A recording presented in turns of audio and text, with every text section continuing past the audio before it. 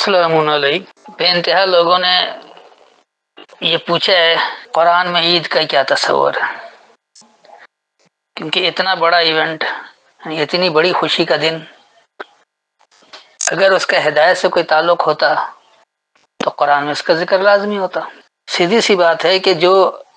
اللہ کا حکم نہیں ہے اس کو اللہ کا حکم کہہ کر منانا ہی شرکیہ عمل ہے۔ لیکن کیا کیا جائے کہ ہمارے معاشرے میں بڑی اولیت حاصل ہے اور بڑے خوشی و خضوع کے ساتھ، خوشیوں کے ساتھ عید منایا جاتا ہے۔ وہ لوگ بھی عید مناتے ہیں جنہیں کچھ پتہ نہیں ہے، اور وہ لوگ بھی مناتے ہیں جو جانتے ہیں کہ عید کیا ہے، اپنے روایتوں کے زور پر یا اپنے اماموں کے اقوال پر۔ یاد رکھیں کہ اللہ کا حکم جو بھی ہے وہ قرآن میں موجود ہے، اس سے باہر نہیں۔ جو لوگ یہ کہتے ہیں کہ سنت کے نام پر یا حدیثوں کے نام پر، روایتوں کے نام پر قرآن کے باہر والا کوئی عمل کرتے ہیں اور اسے اللہ کے حکم کا نام دیتے ہیں، یہ سب سے بڑا شرکی عمل ہے۔ اللہ کے نزدیک ہر دن برابر ہے، کوئی دن اچھا یا برا نہیں، ہر وہ دن اچھا ضرور ہے جس میں آپ اللہ کے فرما بردار ہو جائیں، ہر وہ دن برا ہے جس میں آپ اللہ کی نافرمانی کریں۔ تو اللہ کوئی سالانہ خوشی کا دن نہیں دیتا ہے، ہر وہ دن خوشی کا دن ہوگا جس میں آپ اللہ کے فرما بردار رہیں گے۔ رہ گیا کہ بعض روایت پسند لوگ قرآن سے عید کو ثابت کرنے کی کوشش کرتے ہیں، تو پورے قرآن میں لفظ عید صرف ایک ہی آیت میں آیا ہے، لیکن وہ بھی مروجہ عید کے معنوں میں نہیں، کچھ اور ہے۔ اس کے علاوہ کچھ لوگ جو قرآن کے نام لیوا ہیں وہ نزول قرآن کی خوشی میں عید مناتے ہیں اور اس کے لیے وہ بھی ایک آیت کا حوالہ دیتے ہیں، حالانکہ وہاں بھی ایسی کوئی بات نہیں ہے۔ تو میں آپ کو جہاں جہاں سے عید لیا جا سکتا ہے اس کو سمجھا دیتا ہوں۔ تو پہلی آیت ہے سورہ مائدہ اور اس کی آیت نمبر 114، یعنی 5 کی 114۔ اس کے اندر عید لفظ آیا ہے اور کہیں بھی پورے قرآن میں عید نہیں لکھا ہوا۔ اس وقت میرے پاس حافظ نظر احمد والا ترجمہ ہے، پہلے میں آپ کو ان کا ترجمہ بتا دوں گا، پھر جو اس کی حقیقی فہم بنتی ہے اس کی وضاحت کروں گا۔ تو سب سے پہلے آئیے 5 کی 114۔ عیسیٰ ابن مریم نے کہا، اے اللہ ہمارے رب، ہم پر آسمان سے خوان اتار کہ ہمارے پہلوں اور پچھلوں کے لیے عید ہو اور تیری طرف سے نشان ہو، اور ہمیں روزی دے تو سب سے بہتر روزی دینے والا ہے۔ اس ترجمے کے روح سے بھی آپ دیکھ لیں کہ ایک تو عیسیٰ ابن مریم کی بات یہاں پر آ رہی ہے اسی روایتی ترجمے کے روح سے، ابھی میں حقیقی فہم کی طرف نہیں بڑھ رہا ہوں۔ تو عیسیٰ ابن مریم نے کہا کہ اے اللہ ہمارے رب، ہم پر آسمان سے خوان اتار کہ ہمارے پہلے اور پچھلوں کے لیے عید ہو۔ تو یہ تو عیسیٰ کے پہلے اور پچھلوں کے لیے عید کی بات ہے، اور آپ تو عیسیٰ کے فالوورز نہیں ہیں، عیسیٰ کے ماننے والے تو نہیں ہیں، تو پھر کیوں عید منا رہے ہیں؟ پھر یہ بھی کہہ رہے کہ تیری طرف سے نشان ہو اور ہمیں روزی دے، تو سب سے بہتر روزی دینے والا ہے۔ تو اس کا مطلب روزی دینے والے اور بھی ہیں، اللہ ان میں سب سے بہتر ایک تقابل بھی کر دیا، تو اللہ کے مقابلے میں کچھ اور لوگوں کو بھی لے آئیں جو روزی دیتے ہیں، اس کی کیا حقیقت ہے؟ آئیے ہم پہلے اس آیت کی اصل فہم کو دیکھ لیں، پھر اگلی آیتوں کی طرف بھی بڑھیں گے۔ قال عیسی ابن مریم، کہا عیسیٰ ابن مریم نے۔ اب یہ بھی یہاں پر اس میں معرفہ نہیں ہے، عیسیٰ انسانیت، ابن بنیاد، اور مریم بلا امتیاز فائدہ پہنچانے والی، انسانیت کی بنیاد پر بلا امتیاز فائدہ دینے والے، بلا امتیاز لوگوں کو فیض پہنچانے والے۔ اس نے کہا اللہم، اے ہمارے الہ، اے ہمارے حاکم، اے اللہ، ربنا، ہمیں بتدریج پروان چڑھانے والے، انزل علینا، سامنے لیا ہم پر، مائدۃ من السماء۔ اب مائدہ کے انہوں نے خوان ترجمہ بنا دیا، اس سے دسترخوان بھی نکلا ہے کہ وہ کھانے کی چیزیں۔ اس خوان پر پھر ایک الگ کہانی ہے جو غیر اللہ کی کتاب میں موجود ہے، اور غیر اللہ کے کلام میں کہ شرک کے بغیر یہ لوگ اللہ کے کلام کو سمجھ نہیں سکتے۔ جبکہ مائدہ کہا جاتا ہے حرکت سے فائدہ پہنچنے کو، تو بلندی سے حرکت سے فائدہ پہنچے، تکون لنا ہو جائے ہمارے لیے عیدن، عید مادہ ہے آد کا، آد کہتے ہیں دہرانے کو، آدھا کرنا، بار بار کرنا، ریپیٹ کرنا، تو یہ ہمارے لیے دہرانا، لینا ہمارے پہلوں کے لیے، وآخرنا اور ہمارے بعد والوں میں بھی، تو ہمارے پہلوں نے بھی دہرایا، وہ عمل کیے بلندی والے کہ اس میں حرکت سے فائدہ پہنچا، اور یہ بعد والے بھی کریں گے، اور یہ ہوگا کیسے؟ وآیت من کا، تجھ سے جو تیری آیتیں ہیں، تجھ سے جو آیت ہے، تجھ سے جو نشانی ہے، اور نشانی دراصل اللہ کی آیات، یعنی اللہ کی کتاب میں جو اس کی آیات ہے، یہ سب سے بڑی نشانی ہے۔ ورزقنا اور ہمیں سامان نشونما دی، وانتا خیر الرازقین اور تو سامان نشونما دینے والوں کو بہتر ہے۔ اب یقین سی بات ہے کہ رازق تو صرف اللہ ہی ہے، کوئی اور اس کی صلاحیت نہیں رکھتا۔ اب یہاں جو اللہ نے کہا ہے یہ ایسا کیوں کہا ہے؟ اللہ خود آ کر کسی کو کچھ نہیں دیتا، اس نے عمل کا محتاج بنا رکھا ہے۔ مثلا آپ پیدا ہوتے ہیں، آپ کے ماں باپ، آپ کا سرپرست جو آپ کو پال پوس رہا ہوتا ہے، وہ آپ کے رزق کا ذمہ داری اٹھا لیتا ہے کہ آپ کو رزق بہم پہنچانا ہے۔ رزق میں کھانا پینا پہننا اڑنا سب کچھ شامل ہے، اسی لیے اس کو سامان نشو نما کہا گیا۔ تو سامان نشو نما جو آپ کو پال پوس رہا ہوتا ہے، جو آپ کو بتدریج پروان چڑھا رہا ہوتا ہے، وہ مہیا کرتا ہے۔ جہاں خاندانی سسٹم ہے وہاں بڑے تک یوں ہی چلتا رہتا ہے، جب تک سرپرست مر نہ جائے، نیا سرپرست نہیں بنتا، سب مل کر اکٹھے رہتے ہیں۔ اسی طرح آپ کسی آفس میں کام کرتے ہیں، کسی فیکٹری میں کام کرتے ہیں، تو جو اس فیکٹری کا مل آنر ہے، یہ فیکٹری کا مالک ہے، یا کسی آفس میں کام کرتے تو وہ اس آفس کا جو ہیڈ ہے، اس محکمے سے تعلق ہوتا ہے، اس محکمے کا جو ہیڈ ہے، تو یہ ساری چیزیں کیا ہوتی ہے؟ وہ سامان نشونما ہم پہنچاتے ہیں اپنے ملازمین کو، ایک معقول رقم دیتے ہیں کہ اس سے آپ اپنا گزارا کریں۔ تو اللہ براہ راست تو کچھ نہیں دے رہا کسی کو بھی، اس لیے اللہ نے کہا کہ وہ رزق دینے والوں کو بھی بہتر ہے۔ اصل سامان نشونما ملتا ہے تو اللہ ہی کی طرف سے، اور وہ تمام سامان نشونما دینے والوں کو بھی بہتر ہے کہ وہ بھی اللہ کی تابع داری کریں گے، اللہ کی فرما برداری اختیار کریں گے، تو وہ پرسکون سامان نشونما پہنچانا ہوگا۔ ورنہ فتنہ پرور تو بہت ہیں، حرام کھانے والے بہت ہیں، پاکستان تو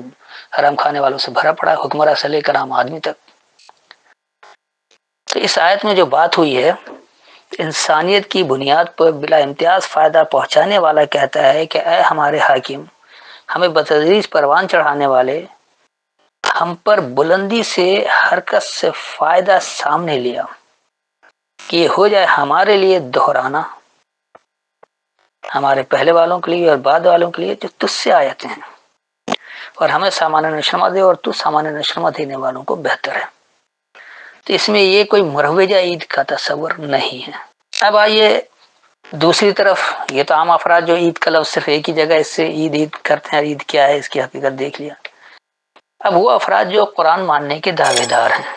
اور وہ لوگ یہ کہتے ہیں کہ ہم تو نزول قرآن کی خوشیاں منا رہے ہیں، تو یہ نزول قرآن کی خوشی کیا اللہ نے کہا ہے کہ نزول قرآن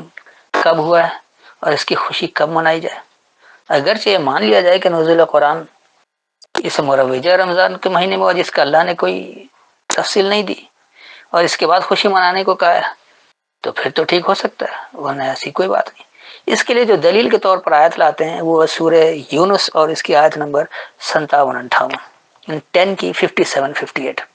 تو آئیے اس کو بھی دیکھ لیتے ہیں۔ اے لوگو، تحقیق تمہارے پاس آ گئی نصیحت تمہارے رب کی طرف سے، اور شفا اس روگ کے لیے جو دلوں میں ہے، اور مومنوں کے لیے ہدایت اور رحمت۔ آپ کہہ دیں اللہ کے فضل سے اور اس کی رحمت سے، سو اس پر خوشی منائیں، یہ اس سب سے بہتر ہے جو وہ جمع کرتے ہیں۔ یہ ہے وہ لفظ فَلْيَفْرَحُوا، یعنی خوشی منانا، تو یہ کہتے ہیں دراصل عید تو ہم خوشی منا رہے ہیں، اور یہ نزول قرآن کی برکت ہے۔ تو دیکھیے کیا واقعی ایسی ہی بات ہے۔ آئیے اس آیت کو سمجھ لیتے ہیں۔ یا ایھا الناس، اے لوگو، قد جاءتکم، یقینی تمہارے پاس آیا، موعظۃ، جس میں نصیحت جمع ہے، نصیحت موجود ہے، من ربکم، تمہارے رب سے، تمہیں بتدریج پروان چڑھانے والے سے، وہ شفاؤن اور کچھ دور کرنا، شفا کہتے ہیں کچھ دور کرنے کو، کچھ دور کرنا ہے، لما فی الصدور اس کے لیے جو خاص مرکزوں میں، تم نے جو اپنا اپنا مرکز بنا رکھا ہے، کسی نے حنفی کو مرکز بنا رکھا ہے، کسی نے شافعی کو بنا رکھا ہے، کسی نے مالکی کو، کسی نے حنبلی کو، تو کسی نے جعفریہ کو، تو مختلف یہ جو آپ نے اپنے اپنے تفرقہ کر کے فرقہ باز پارٹیاں بنا رکھی ہیں، اللہ نے دین میں فرقہ سے سخت منع کیا ہے، لیکن یہ لوگ اختلاف کرتے ہیں اور دھڑلے سے اپنا نام لیتے ہیں کہ ہم فلاں ہیں، اللہ کے ماننے والے نہیں بننا چاہتے ہیں، اپنے اپنے فرقوں میں خوش ہیں۔ تو یہ جو تمہارے خاص مرکز میں ہے، اس سے کچھ دور کرنا ہو جائے، اگر تم رب کی نصیحت کو سمجھو گے جس میں رب کا واعظ موجود ہے، وہ اللہ کی کتاب ہے، اس لیے اللہ کہہ رہا ہے لوگوں یقینی تمہارے پاس وہ نصیحت آ گئی تمہارے رب سے، یعنی وہ کتاب آ گئی ہے جس میں واعظ ہے، جس میں نصیحت ہے، نصیحت جمع ہے، تو یہ جو تمہارے رب سے آ گیا یہ کچھ دور کر دیتا ہے، اس کے لیے جو تمہارے مرکز ہے، تم نے جو اپنا مرکز بنا رکھا ہے، اس سے تمہیں دور کر دے گا۔ کیسے دور کرے گا؟ وَهُدًى وَرَحْمَةٌ لِّلْمُؤْمِنِينَ، یعنی ہدایت اور رحمت ہے ماننے والوں کے لیے، تو جو اللہ کا ماننے والا ہو جائے گا وہ اللہ کی کتاب سے ہدایت لے گا، جب اللہ کی کتاب سے ہدایت لے کر عمل کرے گا تو اس کی رحمت سامنے آئے گی، تو یہ ہدایت اور رحمت ہے ماننے والوں کے لیے۔ پھر اگلی آیت جو اللہ بتا رہا ہے کہ قُلْ بِفَضْلِ اللَّهِ وَبِرَحْمَتِهِ، کہو اللہ کے فضل کو اور اس کی رحمت کو، تو اللہ کا فضل اور اس کی رحمت کب آئے گا؟ جب آپ اس کے احکامات کو سمجھیں گے اور اس پر عمل کریں گے، تو کیا ہوگا؟ فَبِذَٰلِكَ فَلْيَفْرَحُوا، بس اسی کو، بس اس کے لیے خوش ہو جاؤ،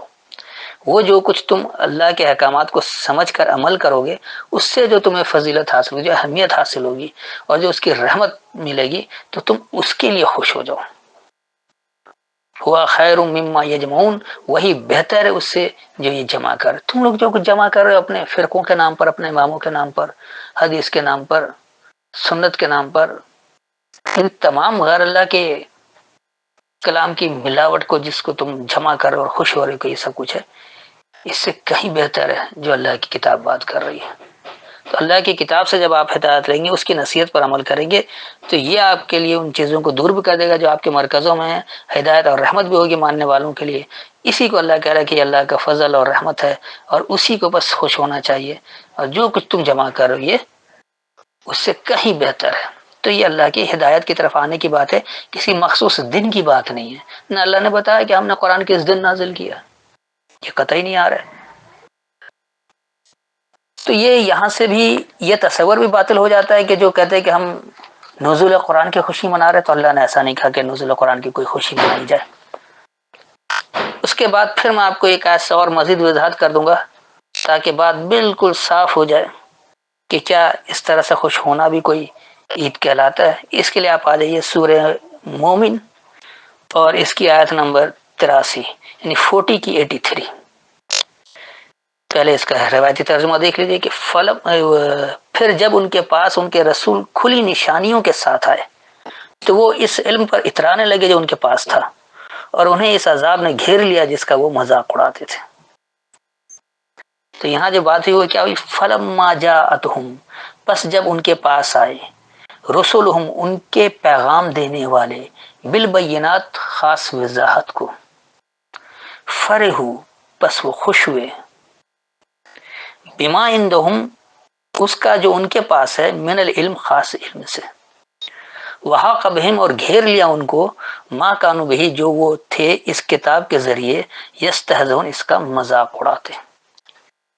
تو دیکھ لیجئے کہ آج بیان کیا ہوا رسول کون لے کر آ رہا ہے؟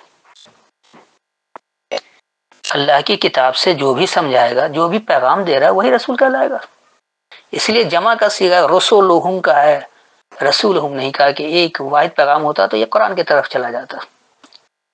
جو بھی شخص اللہ کے کلام سے پیغام دے رہا ہے اس کو رسول کہا جائے گا۔ عربی میں تو ڈاکیہ کو بھی رسول کہا جاتا ہے جو پیغام لے کر جاتا ہے۔ تو بات کو سمجھیں کہ کیا بات ہو رہی ہے، سیاق و سباق کو دیکھیں، اس کی بات کو سمجھیں، لیکن جو فسادی لوگ ہیں اس کو دوسری طرف لے جاتے ہیں کہ دیکھو جی رسول کا دعویٰ کر رہا ہے۔ بھائی اس رسول کا دعویٰ کون کر رہا ہے؟ جو قرآن لے کر آیا۔ یہ وہ جہالت کی بات ہوگی جو پاکستان میں جہالت بہت عام ہے، فتویٰ لگا دیا اس نے توہین رسالت کے، لوگ پیچھے دوڑ پڑتے ہیں، کیا توہین کیا کسی کو خبر نہیں۔ تو یہ ایسے فسادی لوگ ہر جگہ ہوتے ہیں، آپ کو گروپوں میں بھی ایسے فسادی لوگ ملیں گے جو فوراً فتویٰ لگا دیں گے دیکھو یہ رسول کا دعویٰ کر رہے ہیں، جبکہ یہاں خاص بات یہ کہ جب ان کے پاس ان کے پیغام دینے والے وضاحت کو لے کر آئے، وضاحت قرآن کی آیتیں بتا رہی ہیں، قرآن کی آیت لے کر آتے ہیں، تو جو بھی پیغام دینے والا قرآن کی آیت کو واضح لے کر آتا ہے تو جو لوگ اللہ کے ماننے والے تو جن کے پاس العلم ہے، یعنی خاص علم ہے، جو قرآن کا علم رکھتے ہیں، وہ تو خوش ہوتے ہیں کہ واقعی یہ بات حقیقت ہے۔ لیکن کچھ لوگ ایسے تو اس کا مذاق اڑاتے ہیں، اس کو تضحیک کا باعث بناتے ہیں، اس پر فتوی بازی کرتے ہیں کہ پرویزی ہو گیا، قادیانی ہو گیا، ملحد ہو گیا، یا خود کوئی اپنا نیا دن بنانے کا دعوے دار ہو گیا۔ تو ایسے فسادی لوگ آپ کو ہر گروپ میں ملیں گے۔ یہ فسادی لوگ جو استہزاء کرتے ہیں اس کتاب کے ذریعے، خالص اللہ کی بات کی جب بات ہوتی ہے اس کا استہزاء کرتے ہیں، مذاق اڑاتے ہیں، تو ان کو گھیر لیا اور اس استہزاء کو انہیں ضرور مزہ چکھنا ہوگا۔ تو آپ آگے پیچھے آئے تھے دیکھ لیں گے تو اس کی بھی وضاحت موجود ہے، لیکن کیونکہ اس وقت میں صرف عید کی وضاحت کر رہا ہوں اور وہ لے کر آ رہا ہوں کہ لفظ عید پورے قرآن میں صرف ایک ہی بار تھا، اور وہ عید اس مروج عید کے لیے نہیں ہے، اس آیت کو بھی آپ کو بتا دیا۔ اب بعض لوگ وہ کہتے ہیں کہ ہم نزول قرآن کی خوشیاں مناتے ہیں، تو نزول قرآن کی خوشیاں کیا، آپ کو وہ آیت بھی واضح کر دی کہ اللہ کیا کہہ رہا ہے۔ اور پھر آخری وضاحت یہ بھی آ گئی کہ دیکھ لیجئے کہ جو بھی کوئی پیغام دینے والا وضاحت کو لے کر آتا ہے تو اس پر جن کے پاس علم ہے وہ تو خوش ہوتے ہیں کہ اللہ کی بات مزید ہمیں واضح ہو رہی ہے، بات سمجھ میں آ رہی ہے، بیان ہو گیا ہے، کھل گیا ہے۔ لیکن آپ کو ایسے فسادی لوگ بھی ملیں گے جو اس اللہ کے کلام کے ذریعے اس کا مذاق اڑاتے ہیں، فتوی بازی کرتے ہیں، غلط تشریحات پر غلط الزامات لگاتے ہیں، اپنی گندی سوچ کو مسلط کرنا چاہتے ہیں۔ تو ایسے فسادیوں سے ہوشیار رہیں، کیونکہ نہ یہ خود اللہ کے ماننے والے ہیں اور نہ چاہتے ہیں کہ کوئی ماننے والا بنے۔ جو حقیقت پسند ہوتا ہے وہ اس آیت کی بتاتا ہے کہ بھائی ٹھیک ہے یہ آپ نے غلط سمجھا، اس کو اس طرح سے سمجھیں، وہ اپنی فہم بتا دے۔ اللہ نے آپ کو صلاۃ کا حکم دیا ہے، صلاۃ یہی کہ اکٹھے بیٹھ کر قرآن کو سمجھا جاتا ہے، ایک بات آپ کے ذہن میں آئی، ایک بات میرے ذہن میں آئی، وہاں آپس میں جب حج کریں گے تو بات واضح ہو جائے گی کہ حقیقی بات کیا ہے، اس پر عمل کر لیں۔ لیکن یہ ہر دھرمی فتوی بازی کہ بس جو میں نے کہہ دیا وہی ٹھیک ہے، اور فوراً الزام تراشی لگا کر گھناؤنا عمل کرنا، فساد کرنا، بگاڑ پیدا کرنا، تو ایسے لوگ ہر دور میں ہوتے ہیں۔ سورہ بقرہ میں اس کی وضاحت بھی کہ جب ان سے کہا جاتا ہے تم بگاڑ کیوں کر رہے ہو، فساد کیوں کر رہے ہو، تو وہ کہتے ہیں ہم تو اصلاح کرنے والے ہیں۔ تو یہ اصلاح کے روپ میں فسادی آپ کو بہت ملیں گے۔ تو یہاں اللہ نے واضح بتا دیا کہ اگر اللہ کی آیتیں بھی بیان ہو رہی، بالکل واضح ہو کر آ رہی اور کوئی پیغام دینے والا بتا رہا ہے تو جن کے پاس علم ہوتا ہے وہی خوش ہوتے ہیں، اور جو ایسے لوگ ہوتے ہیں مذاق اڑانے والے، اللہ کی باتوں کا ہوا میں اڑا دینے والے، استہزاء کرنے والے، تو ان کو اسی کے ذریعے وہ گھیر لیتے ہیں، گھر جاتے ہیں، اور اس کا نتیجہ آگے پھر سخت ترین برائی آتی ہے اور جہنم کی سزا بھی ملتی ہے۔ تو امید ہے کہ آپ کو بالکل بات واضح ہو گئی ہوئی کہ اللہ ایسا کوئی ایونٹ نہیں دے رہا، اللہ کوئی ایسا پروگرام نہیں دے رہا، نہ اللہ کے نزدیک ایسے کسی دن کی کوئی اہمیت ہے، نہ اللہ نے دن بتائے ہیں، نہ اللہ نے مہینے کا نام بتایا، نہ اللہ نے یہ بتایا کہ سال میں کتنے مہینے ہوتے ہیں۔ یہ سب اللہ کے کلام میں اگر اللہ کا کلام شرک کرنے کے باعث ہے۔ آپ اچھی طرح اللہ کے الفاظ کو سمجھیں، قرآن کے متن کو سمجھیں، اس میں لفظ کیا آ رہے، اس کے کیا معنی بنتے ہیں، یہ نہیں کہ کسی نے جو کچھ کہہ دیا اس کے پیچھے چل پڑے کیونکہ ایسا لکھا ہوا ہے لہذا اسی کو صحیح مانا جائے، یہ قطعی غلط ہے۔ اگر یہ لوگ صحیح ہوتے تو آج دنیا میں یہ غالب ہوتے، کیونکہ اللہ کا وعدہ ہے وَأَنْتُمْ عَالُونَ إِن كُنتُم مُؤْمِنِينَ، تم ہی غالب رہو گے اگر تم مومن ہوگے۔ تو آج کا مسلمان مومن نہیں ہے، یاد رکھیے اللہ جھوٹا نہیں ہے، یہ لوگ جھوٹے ہیں۔ جس دن یہ اللہ کے ماننے والے بن جائیں گے، اس کے مطابق عمل کریں گے، اس دن غلبے کا دن ہوگا۔ پھر بھی کوئی تشنگی رہ گئی ہو تو بعد میں سوال کر سکتے ہیں۔ السلام علیکم۔